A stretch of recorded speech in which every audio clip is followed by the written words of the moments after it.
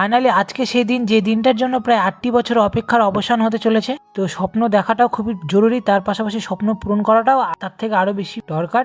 তো সে কারণে দেখতে পাচ্ছ সর্বপ্রথম ভগবানের চরণে পুজো দেওয়ার উদ্দেশ্যে চলে যাওয়া হচ্ছে আমি, মা আর বৌদি ভাই 3জন মিলে। তো মা আর বৌদি ভাই মিলে এখন পুজো দেয়। তো মা দেখিয়ে দিচ্ছিল আর বৌদি ভাই খুবই সুন্দরভাবে পুজো দিচ্ছিল।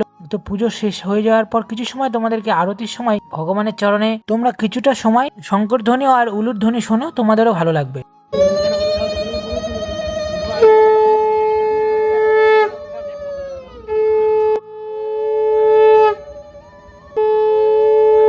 তো বাস এবারে ছাদে যাওয়ার পালা। তো দেখতে পাচ্ছ আমি, মা, বৌদি ভাই 3জন মিলে চলে যাব ছাদে। তো অনেক কষ্ট করে উপরে উঠতে হয়েছিল, কোনো রাস্তা সেভাবে ছিল না। আর দেখতে পাচ্ছ পুজো দেওয়া হচ্ছে। আর সব থেকে বড় সমস্যা হচ্ছিল সেটা হলো বাতি ধরানো, খুবই সমস্যার সম্মুখীন হতে হয়েছিল। এরই মধ্যে তোমরা শঙ্কর ধ্বনি শোনো।